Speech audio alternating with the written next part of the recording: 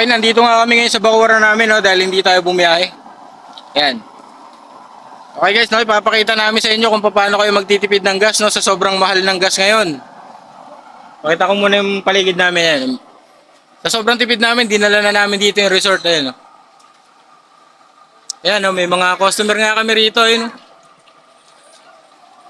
Yan. So, papakita ko sa inyo yung ano, no, yung ginawa namin para makatipid sa gas. Kailangan lang sundin nyo, no? Okay, bumili kayo ng blower, ayan, no? Blower, tapos ito yung adjustment. Tapos, ayan, no?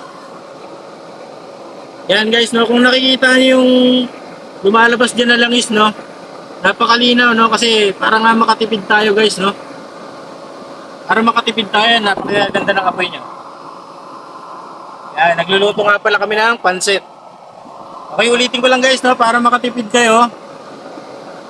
Kailangan gumawa kayo ng kalandi mantika, pero kailangan gamitin nyo ay olive oil lang guys, no. Yan. So para makatipid kayo ng gas, kailangan olive oil yung gagamitin nyo, ha. Yan, marami kaming olive oil dito, yan. So ayan ha, para makatipid kayo ng gas, no, olive oil ang gagamitin nyo. Magkano nga itong olive oil? Lah, mahal pala yan.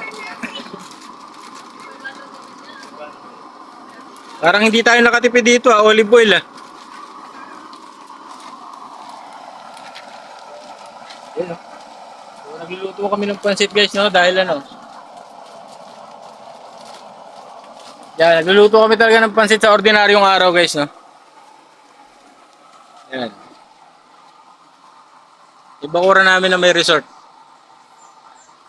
Hintahan nyo guys ha, para makatipid kayo. Dami naming olive oil dito. Yan, olive oil lang sinasalang namin dito. Yabang no? Pero expired olive oil na to. Okay nga guys, oh. Hintahan nyo naman yung apoy niya, no? Napakaganda, no?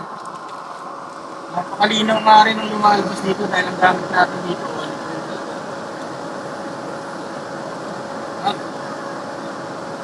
Imbis na use oil para hindi tayo makatipid olive oil.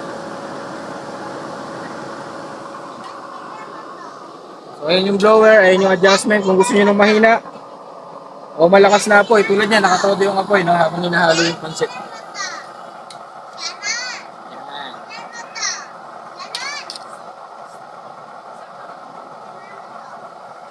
Shoutout sa gumagawa ng ating Kalandi use oil, no? Mag-message lang kayo dito dahil ito yung gumagawa ng use oil. Iim lang kayo. Oh.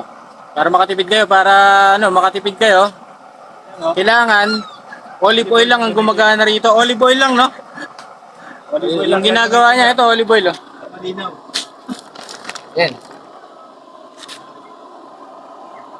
Diba olive oil? Dami naming stock ng olive oil para lang dito sa kalan. Kulang talaga. So pinag-ipunan namin yan guys, no? Olive oil. Olive oil. Tapos pagkatapos namin kumain ng pansit, pupunta kami doon, no, sa swimming pool.